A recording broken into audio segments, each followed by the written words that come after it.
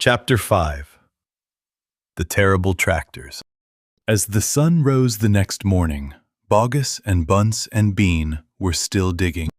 They had dug a hole so deep you could have put a house into it. But they had not yet come to the end of the fox's tunnel. They were all very tired and cross. "Dang and blast," said Bogus. "Whose rotten idea was this?" "Bean's idea," said Bunce.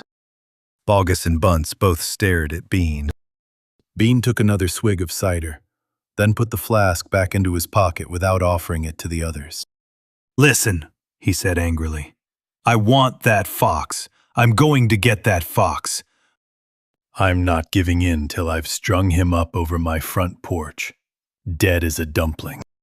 "We can't get him by digging, that's for sure," said the fat Bogus. "I've had enough of digging." Bunce, the little pot-bellied dwarf, looked up at Bean and said, "Have you got any more stupid ideas, then?" "What?" said Bean. "I can't hear you." Bean never took a bath. He never even washed. As a result, his ear holes were clogged with all kinds of muck and wax and bits of chewing gum and dead flies and stuff like that. This made him deaf. "Speak louder," he said to Bunce. And Bunce shouted back, "Got any more stupid ideas?" Bean rubbed the back of his neck with a dirty finger. He had a boil coming there, and it itched. "What we need on this job," he said, "is machines. Mechanical shovels. We'll have him out in 5 minutes with mechanical shovels." This was a pretty good idea, and the other two had to admit it. "All right then," Bean said, taking charge. "Bogus, you stay here and see the fox doesn't escape. Bunce and I will go and fetch our machinery. If he tries to get out, shoot him quick." The long, thin Bean walked away. The tiny Bunce trotted after him. The fat Bogus stayed where he was, with his gun pointing at the foxhole. Soon, 2 enormous caterpillar tractors with mechanical shovels on their front ends came clanking into the wood.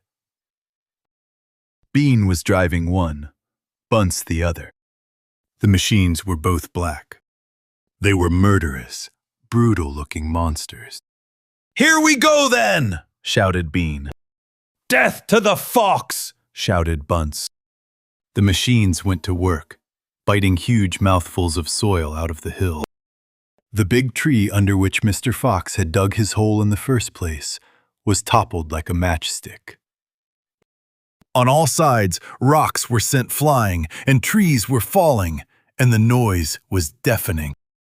Down in the tunnel the foxes crouched, listening to the terrible clanging and banging overhead. "What's happening, Dad?" cried the small foxes. "What are they doing?"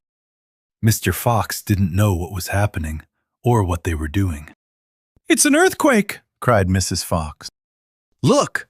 said one of the small foxes. "Our tunnels got shorter. I can see daylight." They all looked round. And yes, the mouth of the tunnel was only a few feet away from them now. And in the circle of daylight beyond, they could see the 2 huge black tractors almost on top of them. "Tractors!" shouted Mr. Fox. "And mechanical shovels! Dig for your lives! Dig, dig, dig!"